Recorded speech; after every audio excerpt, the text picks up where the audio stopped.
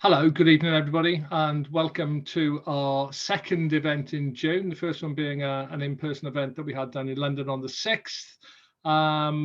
Delighted to welcome again Dr. Karen MacDonald, who is going to be talking to us about driving and riding for work. Some of you who may have been on the webinar in May may have realised we had a small technical problem there. So we have paused, we have reflected, and we have reset, and Karen is good to go again. So I'm going to hand over to Karen to talk about driving and riding for work. Should there be any questions you have, I think most people are familiar with Zoom now. Could you please put them into the Q&A icon, or the Q&A box, which you can open up. It's down on the bottom of most people's screens. So if you could fire questions into there, that would be fantastic. And we look forward to some good ones. So Karen, over to you.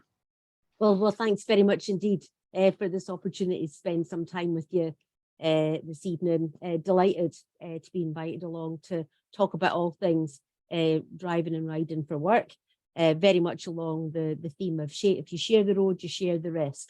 And I feel that it would only be right to recognising that IIRSM have got a global network to give some global data to set the scene. And what the global scale of road traffic deaths, injuries and costs are to society. So each year, 1.35 million people are killed on roadways around the world. Every day, almost 3,700 people are killed globally in crashes involving cars, buses, motorcycles, bikes, trucks, or indeed involving pedestrians. More than half of those killed are pedestrians, motorcyclists or cyclists. So are vulnerable road users that we will explore as the session unfolds. Crash injuries are estimated to be just got a pop up there for some reason. Crash injuries are estimated to be the 8th leading cause of death globally for all age groups, and the leading cause of death for children and young people aged 5 to 29 years of age. And in low and middle income countries, and again, this is something that's important to reflect on, that the low and middle income countries are the most affected, where the crash death rate is over 3 times higher in low income countries than in high income countries. And again, data, we're very good at collecting data within OSH and Road Safety World. In terms of data, there were no reductions in the number of crash deaths in any low-income country between the years of 2013 to 2016. So a real challenge. And thereby, behind each data point is a person, their family, community, and co-workers killed and seriously injured in crashes that really don't need to happen. Have the next slide, please. So during the pandemic, we at ROSPA were encouraging people to pause, reflect and reset around health and safety related issues, principally with the principal introduction of COVID and the COVID related risk, and thinking about the importance of remaining situationally aware. And there certainly is that whole piece about situational awareness when we're talking about road safety and driving and riding for work. So we were encouraging people to pause, reflect and reset. And those of you that are well versed in all kinds of approaches to health and safety related training, pause has a hidden meaning. So P is prioritize your people. And we're seeing that theme has certainly evolved over recent years, where people-centered approaches towards managing risk and towards overall sustainability within an organizational context is a topic that certainly has come to the top of the agenda. So we were encouraging organizations to pause, to prioritize their people, to assess the risk of COVID at that particular moment in time, but to remain situationally aware what's actually going on round about you within the workplace environment, those key and essential workers, the home workers, what other situational awareness was required. To update risk management plans to make sure that they were annotated, the choices that you made, and make a record within the risk management plan.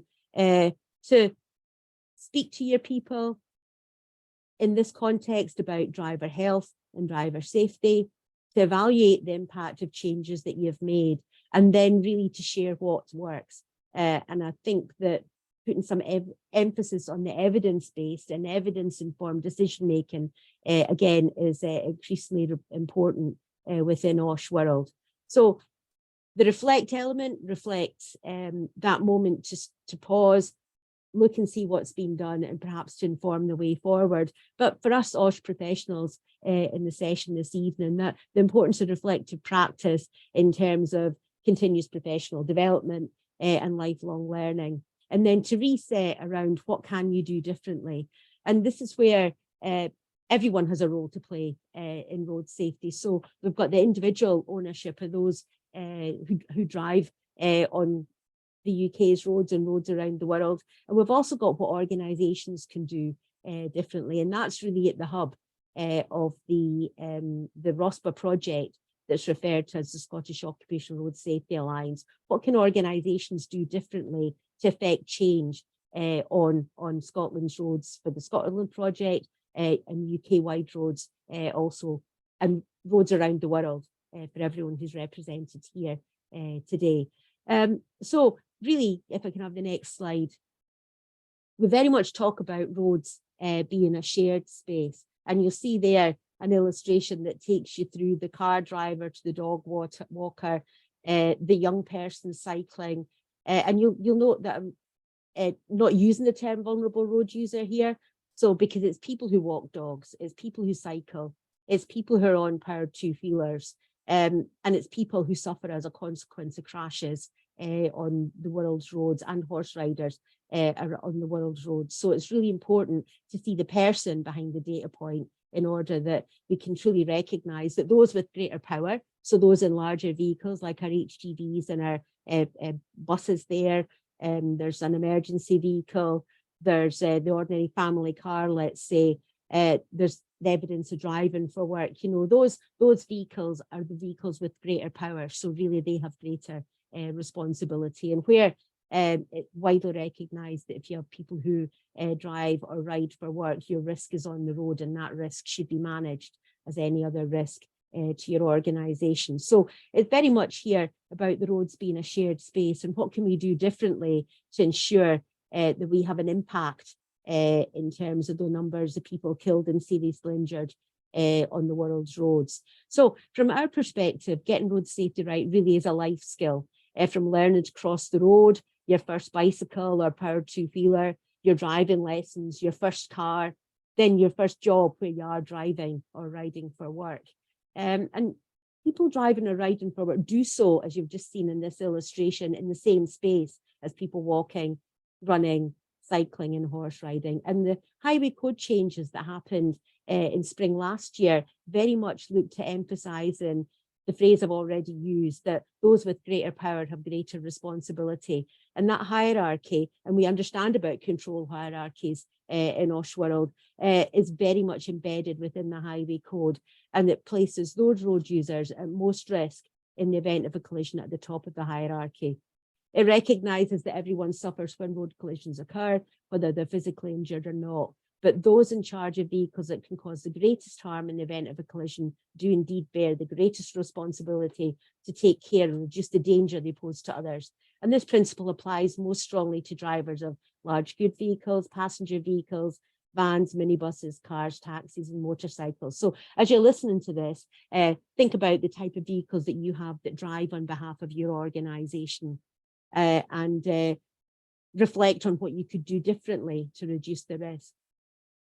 Cyclists, horse riders and drivers of horse-drawn vehicles likewise do have a responsibility to reduce the danger to pedestrians. So it really does provide an opportunity for road users to understand that our roads are a shared space. Listeners will recognise the terms that I'm going to use: safe vehicle, safe journey, safe driver, from managing workplace transport operations. But those same terms can be applied within a non-road driving operation. And again, it helps understand the term. It's not new terminology, you know, safe vehicles, safe journey, safe roads, safe driver. They're common terms, so we can do the read across between workplace transport and driving on the roads, and perhaps recognise that road safety doesn't stop and start at a curb. You know, it's something that is all encompassing around and about us. Can I have the next slide, please? So I've mentioned safe systems and the approach that we take within our OSH world. And here I'm just sharing with you a safe systems approach that's used within road safety. So it's a 5-pillar approach.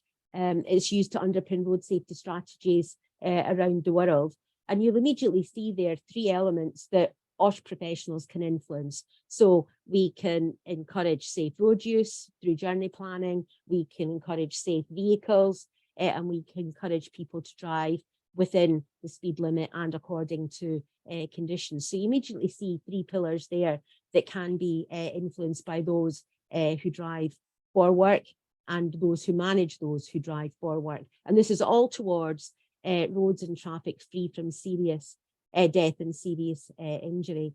And reading around the outside the circle there, we'll see terms again that we recognise from our OSH related work: the importance of leadership, the importance of target setting, providing sufficient funding to deliver in accordance with those targets, where it's necessary to look towards legislation to help shape what happens on our roads and how our roads are used. And then that coordinating role, so the next 4 elements there: coordination, promotion, monitoring and evaluation, some research and development and transferring knowledge are things that we do as OSH professionals. So this safe systems approach, and if you are listening in from other parts of the world, if you use a safe system approach in your country, the elements that I'm going to talk about here within a UK context, you can see exactly how you can compare and contrast as a consequence of that.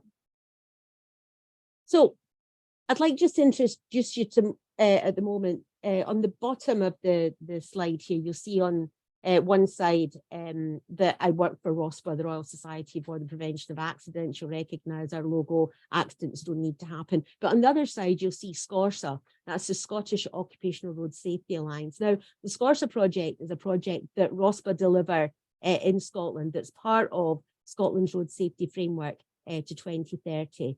It's very much about managing driving and riding for work, managing the risk, and absolutely making a contribution towards the vision of Scotland having the best road safety performance in the world by 2030. And the long-term vision for this safe systems approach is a vision 0, so 0 fatalities and serious injuries on Scotland's roads by 2050. So the SCORSA project is used to inform work elsewhere in the world, so it is relevant to yourselves. So what role can you play, or could you play, within a safe system approach? So I've already mentioned those 3 pillars of safe speeds, safe road use and safe vehicle. And as you reflect on these 3 elements, you could perhaps consider that you could meet these 3 pillars on a personal basis through how you drive and ride out with work. You can consider how you could put a driving risk or management of occupational road risk process in place within your organisation that manages those risks. You could consider how to drive those messages through your supply chain, because supply chain, as again, to reflect back on the COVID period, supply chain was vital in supporting key and essential workers and to allow things still to happen within very controlled, in a very controlled manner. But how do you influence your supply chain? Because as we often refer to the supply chain now, it is your value chain. It's what adds value to your organisation and what makes sure that everything keeps moving round and you keep moving forward. And then those of you who are not based within the UK, what's the country focus? Do you use a safe systems approach? And what can you do with what you learn this evening in terms of moving that forward? Can I have the next slide, please? And you'll also recognise this, again, Plan, Do, Check, Act. We're steeped in Plan, Do, Check, Act and continual improvement. So essentially here, what we're talking about is managing the risk as any other risk to your organisation. Starting out with, I'm certain some of you already be thinking about things along the lines of, I've mentioned journey planning once or twice, vehicle checks. We getting into vehicle and do the tyres, the powder checks, the tyres and tarmac checks, and then that, how safe and healthy are your drivers? Are they fit to drive? how often do you have that conversation with them, that person-centered conversation, to make sure that they're not driving tired or driving with any other issues. So if I could have the next slide, that would be great. Thank you. So, and again, workplace transport, safe site, safe vehicle, safe driver. When we move into talking about occupational road risk, we're talking about safe roads, safe vehicles, safe and healthy driver, because as I've said already, road safety doesn't stop and start at the curb. So if I could have the next slide. So what can organisations do differently? And when you've worked in Oshworld for as long as I have, you know, I'm familiar with these documents. You know, the ROSPA document, Managing Occupational Road Risk, I think goes back to 1996. It's been a key issue of ours since then. And you'll also recognise the HSE guidance that it is now available as a series of web pages, driving and riding at work pages on the HSE site.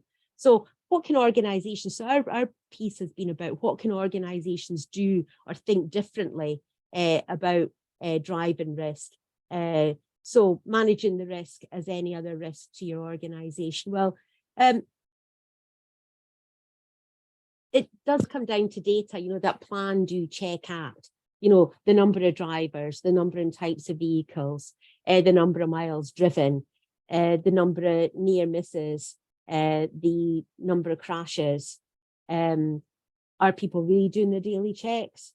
If you get the opportunity to go and look at Tire Safe campaign material, you'll see that last year that was estimated that 1 in 5 tyres on Britain's roads were below the legal limit.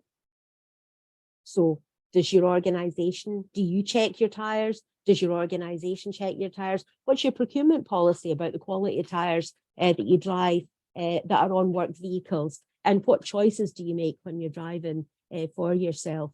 In terms of managing the risk as any other risk to your organisation, we have members of SCORSA that talk about the safest mile being the mile not driven.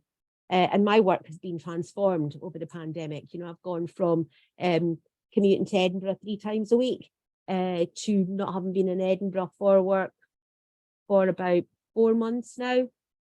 So my safest mile is the mile not driven. And we now find that it's been articulated in a more of a human capital sustainability piece, where people talk about the most valuable mile being the mile not driven, because the hour and a half to sometimes 2 hours a day I would have taken to go over to Edinburgh to work, I can now use that time in a much more valuable way.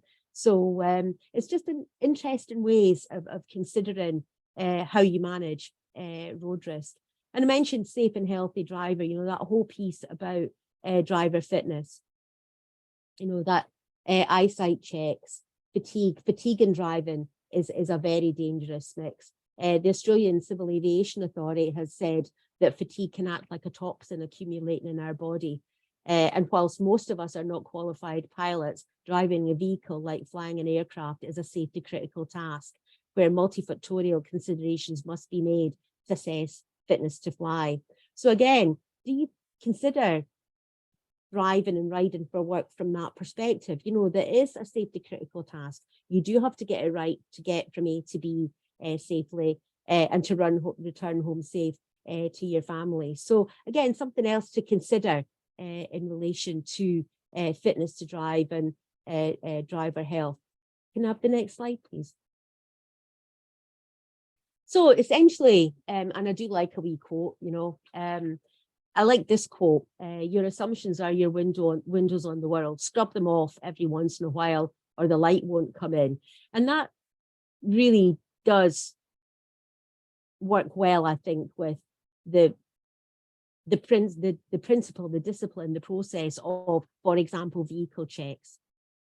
You know, so what are we assuming about those checks and balances that we have in place that risk assess the driving task, that do the journey planning, that ensure people are safe and healthy to drive? So to scrub off your processes and have a look and think about what's actually happening in practice, I think is really valuable. And the first thing that we can talk about, and it's on the next slide. And again, this is within GB. If we're in a face-to-face situation here, I'd say, like, put your hand up when you last read your highway code. You know, some people haven't looked at their highway code since they passed the driving test, and that could be a couple of decades ago. But we would proactively encourage organisations to use the highway code and highlight the changes that were made in the spring last year, because this is really the light coming in. This is all about ownership. This is about individual drivers making sure they're fit to drive, avoid undertaking long journeys between midnight and 6 o'clock in the morning, times that you would normally be asleep. Had to have a minimum break of at least 15 minutes after every 2 hours of driving is recommended.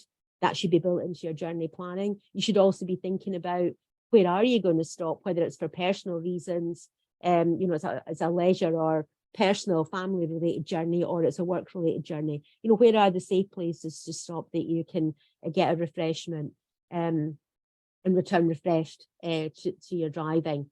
If you're sleepy, stop in a safe place.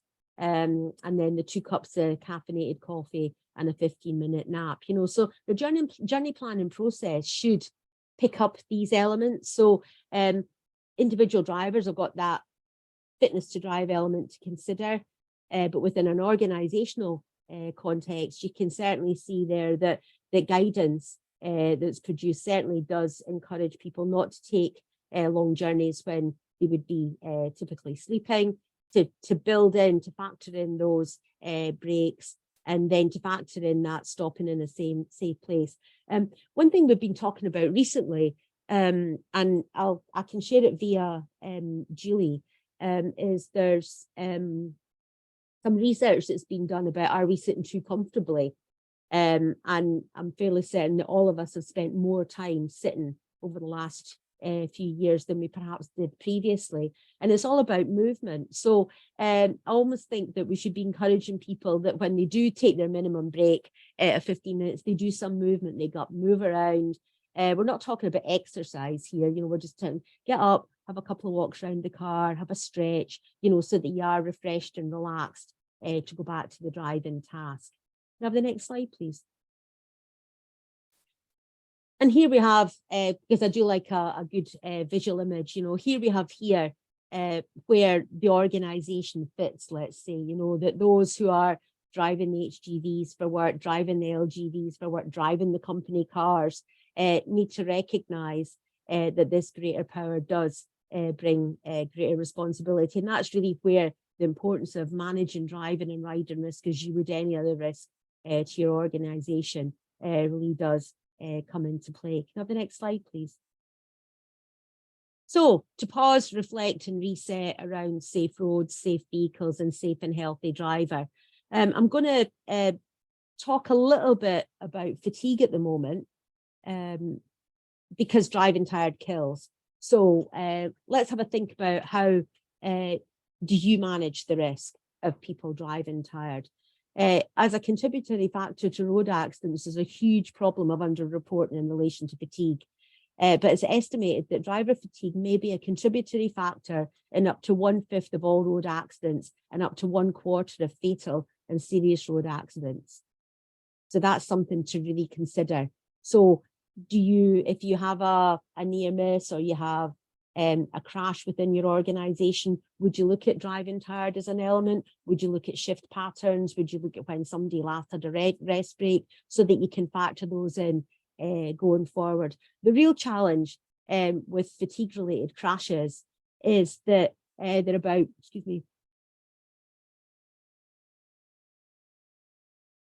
they're about 50% more likely to result in death or serious injury, as they tend to be high speed impacts, because a driver who's fallen asleep cannot brake or swerve to avoid or reduce the impact. So let's have a think about, what conversations do you have with drivers about sleep? The sleep charity, and again, there's some excellent resources available from the sleep charity that are like talking toolkits, but they estimate that 40% of your employees will suffer from sleep issues. These sleep issues will impact their mood, their ability to concentrate, and may lead to mistakes being made at work. And sleep issues are so prevalent that it's estimated that 200,000 working days are lost in the UK alone every year because of insufficient sleep. Employers need to consider sleep issues as part of their staff well-being. Shift workers need to be supported appropriately, and professionals who support those with sleep issues must receive appropriate training. And this is where I thought the SCORSA project has actually been working with the sleep charity this year, piloting a workplace sleep ambassador program that's been tailored to ensure that conversations about fatigue and driving can be had within organizations. Again, that person-centered approach. And most people are well aware of risks of drinking driving, but driving while sleepy can be just as dangerous. In fact, research shows that even moderate sleep deprivation affects driving performance to the same degree, I beg your pardon, as low-level alcohol intoxication. Tiredness impacts on your driving ability, your reaction times, your judgment, and causes poor concentration, which can increase your chances of having an accident. So really do pause, reflect, and reset around sleep. Can I have the next slide, please? Thanks very much. So I thought now I would just talk in brief overview about some topics that we've looked at in some detail through the project, and we can share short papers on LGVs, on driver health and safety, on the gig economy, electric vehicles and roads as a shared space. So we do have all that content available to share. In terms of LGVs, the white van, these essentially are vans and trucks with a payload of less than 3.5 tons, and they're used for carriage and transportation of commercial goods and provision of services. Many LGVs are taken home by workers overnight. The average age of a van on Britain's roads is 8 years. So that's a fair age for a vehicle, you know, so you're through that first period of owning the new vehicle, and then the discipline of regular checks and MOTs and regular maintenance becomes hugely important. The biggest user of vans is the construction sector, and it's estimated that there are about 1 million vans used by drivers in this sector, primarily for carrying equipment, tools and materials, which brings in that whole piece about vehicle loading also, doesn't it? You know, so when you're providing a vehicle to be driven for work, the fit for purpose aspect of it, you know, how are materials stored within it, how are they secured, and how is the driver safe in the event from the load in the event of an accident. LGVs are used most frequently between 7 AM and 7 PM, and the most frequent travel times are between 7 and 10 and then 4 and 7. So that gives you a picture of LGV use on a road. But what about the accident stats? Well, LGV drivers are almost 3 times more likely than HGV drivers to be involved in serious accidents, and 4 times more likely to be involved in slight accidents. So again, think about your vehicle fleet. Where do LGVs fit? And if you weren't aware of that data, think about what does it look like in your workplace, or if you drive an LGV, think about the implications of being 3 times likely than HGV drivers to be involved in serious accidents.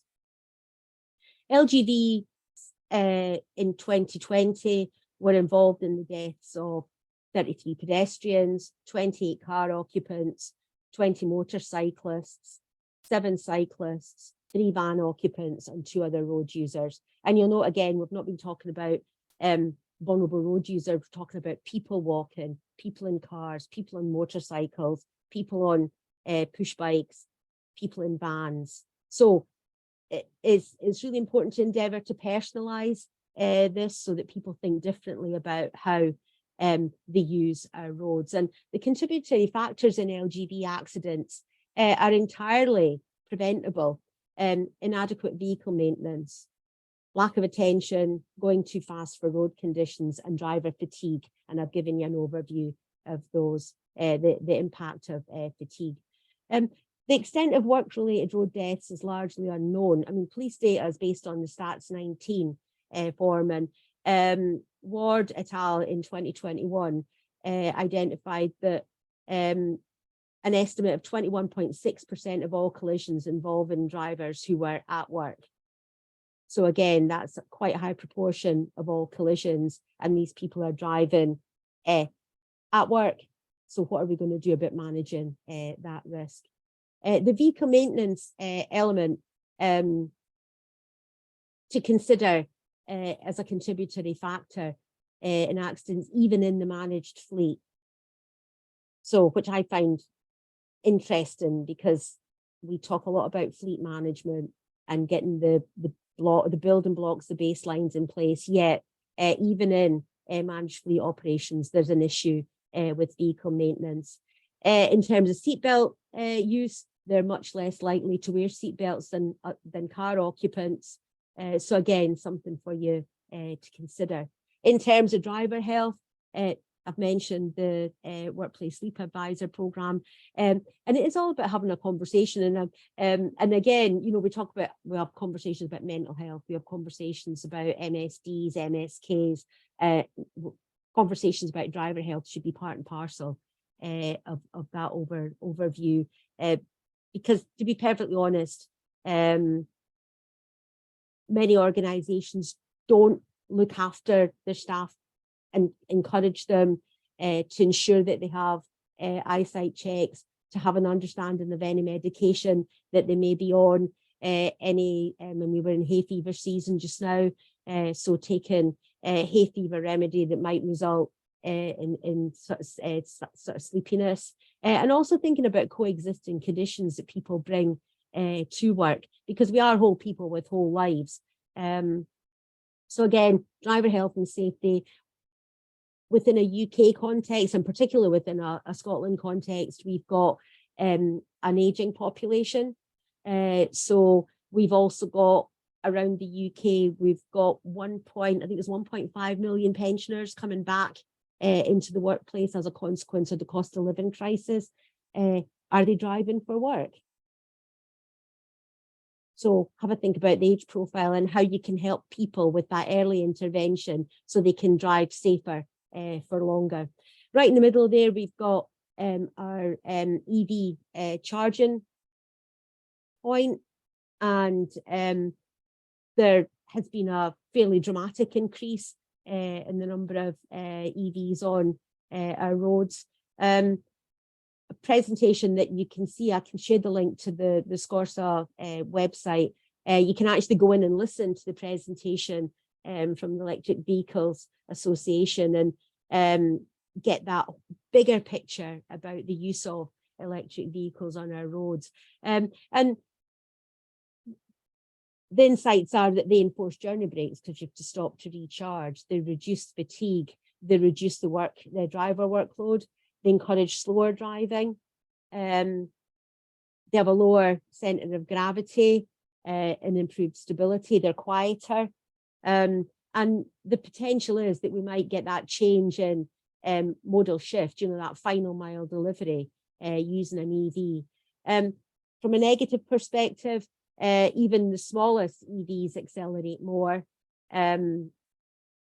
Perhaps I need to look at route optimization, you know, so to have a look at the best routes for you to drive your EV on so that you get more distance for the charge. They do have an increased mass in collision, and the best benefits really do, and this is a key here, the best benefits really do depend on driver education and training.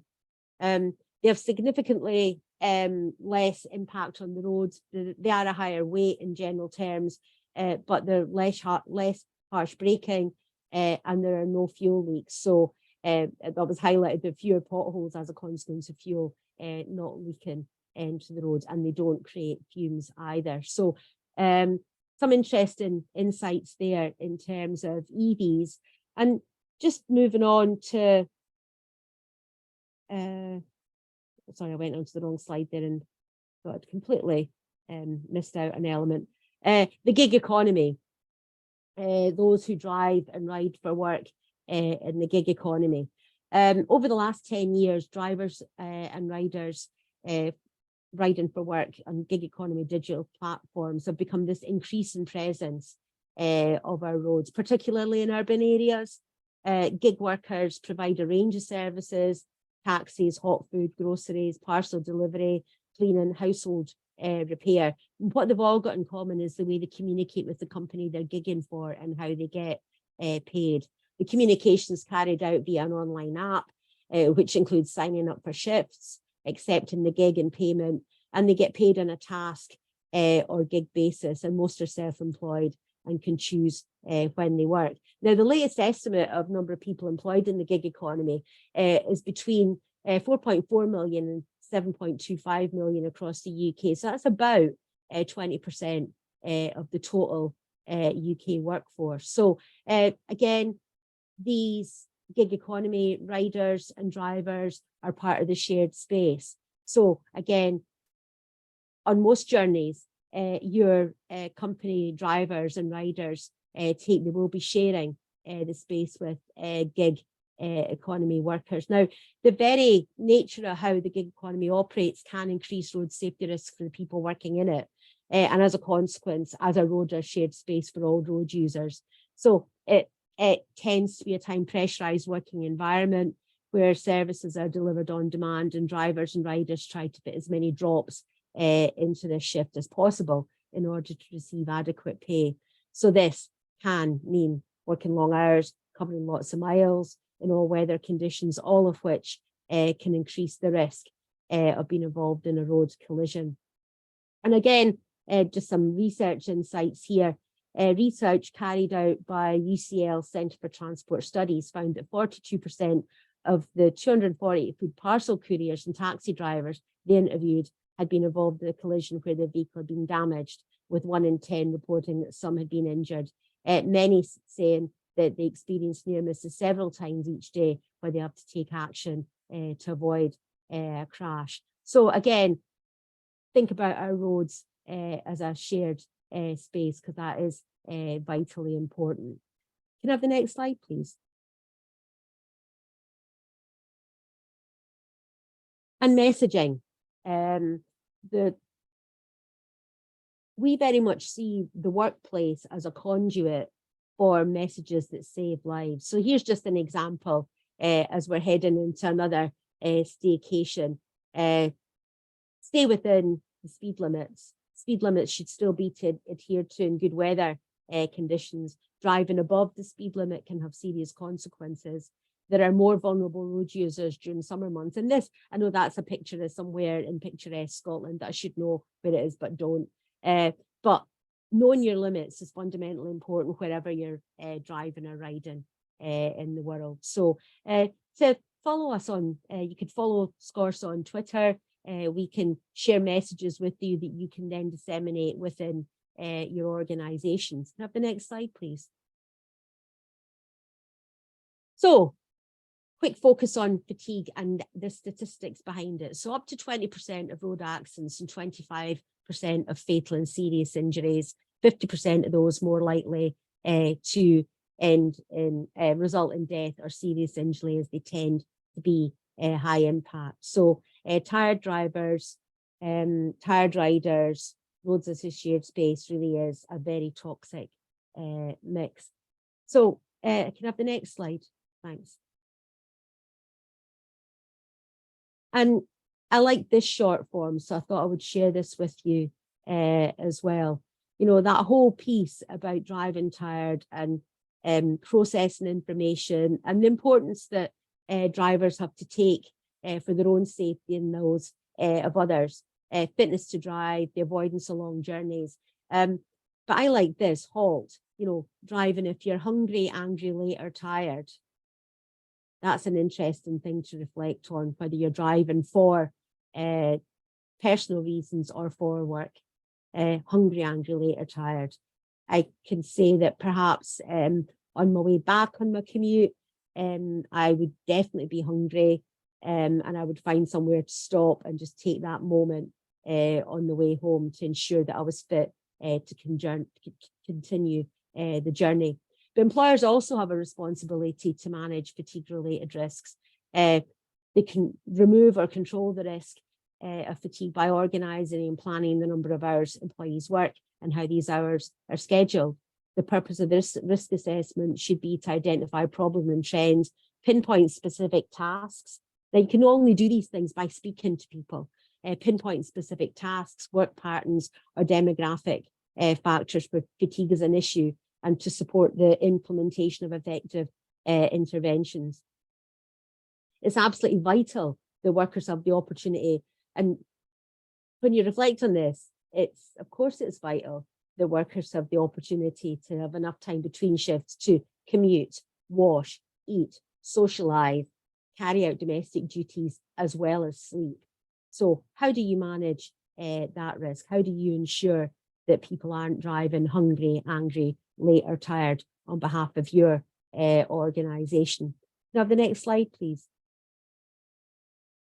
And many of you recognise the renowned consultants were fined £450,000. It's a number of years ago now, I think maybe 2019, 2020, fined £450,000 for failing to ensure that the men were sufficiently rested to work and travel safely. And I always refer to these men by their names because they were men with families and they went to work and they were returning from their place of work and drifted and both died as a consequence of the accident. And Zach and Michael serve as this reminder to companies that safety comes first. These are the words of the Office of the Rail Regulator who prosecuted this case. A reminder to companies that safety comes first and fatigue policies should be enforced to ensure their workforce is not too tired to work. So planning and resourcing to ensure that people are sufficiently rested. Can I have the next slide, please? So I do love a visual image, you know, and the work that I'm involved in delivering in terms of managing driving risk as any other risk to your organisation is a core part of my work. And it's like the junior spirograph. My sister had a junior spirograph, you know, and it was hugely exciting at the time. And I'm sure there's many smiles on faces listening to this element. You know, it's hugely exciting at the time. And it was two plastic circles inside. It was almost like a plastic picture frame, but you could do wheel within a wheel. And this is what this project's all about, is that wheel within the wheel to make sure that journeys are planned, drivers are safe and healthy, that speeds are not exceeded, that driver behaviour is modified through providing the right coaching for people to move forward. And it's really important. Can I have the next? Can you do another click, please? And it's really important to avoid the noise. And I use the COVID example again here, you know, so during COVID, workplaces were very focused on managing that risk, remaining situationally aware, but managing that risk. And managing driving risk is about avoiding the noise of this was a much more sophisticated spirograph that came along, and you've got coloured pens with it, you know, and you could make all these amazing patterns, you know, but the message here is about pause, reflect and reset around those who drive and ride for work, how organisations can manage things differently, and how you can make sure that that contribution is made towards targets, irrespective of where you are in the world. So how can we do that? How can I help you with that? I know the recording will be available. You can follow the SCORSA project on LinkedIn. There's lots of really interesting information there. Can I have the next slide, please? And most importantly, because you'll have got now that I'm totally addicted to children's games images in my presentations, you know, but it's all about joining the dots. It's about getting connected, becoming visible yourself, you know, make yourself visible in terms of what you're doing in an organizational perspective and share it through SCORSA. Joining the dots, that connection between people. The SCORSA project now links in excess of 640 organisations. They're not all based in Scotland. You know, there's no geographical boundaries to this information. So please do find us and look towards getting connected, because We don't need to reinvent the wheel. You know, we can support you to get things right, and membership is free. So what can we do through the SCORSA project? Can I have the next slide, please?